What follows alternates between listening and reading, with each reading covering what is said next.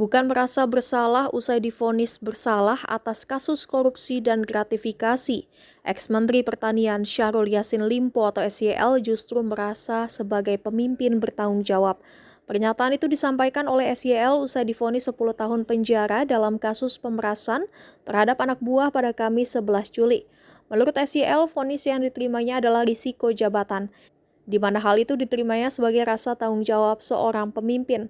Politikus Partai Nasdem itu pun mengklaim mengambil kebijakan untuk memastikan ketersediaan pangan bagi masyarakat Indonesia pada masa pandemi COVID-19. SYL juga menyampaikan rasa terima kasih kepada Presiden Joko Widodo yang telah menunjuknya sebagai Menteri Pertanian. Menurutnya, penunjukan sebagai pembantu Presiden memberikan kesempatan bagi dirinya untuk mengambil kebijakan strategis menghadapi ancaman krisis pangan. Sebagai informasi dari hasil sidang diketahui selama menjabat SYL juga meminta adanya jatah 20% dari anggaran di masing-masing sekretariat, direktorat, dan badan pada Kementerian Pertanian RI. SYL juga disebut memberikan ancaman kepada jajaran di bawahnya untuk dapat memenuhi permintaan tersebut. Hakim mengatakan uang yang diperoleh SYL selama menjabat Menteri Pertanian dengan cara menggunakan paksaan dan menyalahgunakan wewenang adalah sebesar 44 miliar lebih dan 30.000 dolar Amerika Serikat.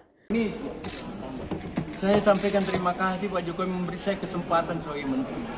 Apapun akibat dari sebuah kebijakan, ini resiko jabatan bagi saya. Saya mendapatkan hukuman 10 tahun ditambah dengan 2 tahun. Bukan persoalan yang sedikit.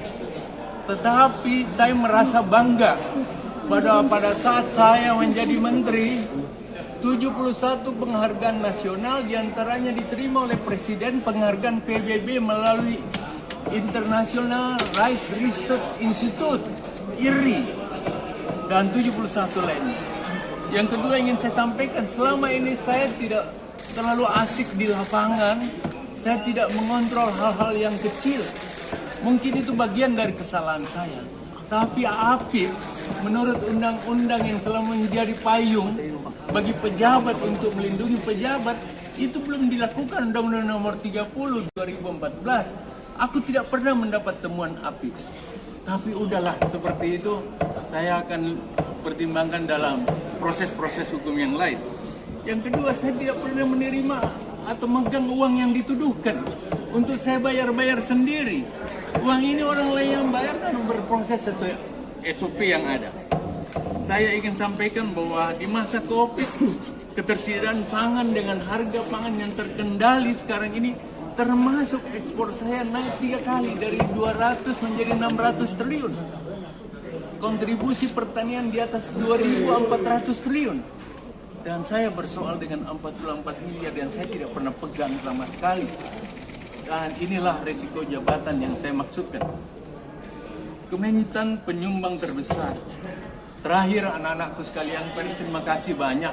Kali ini kutip dengan baik apa yang saya sampaikan. Terima kasih Pak Surya Paloh yang selalu mengajarkan saya terhadap masalah kebangsaan.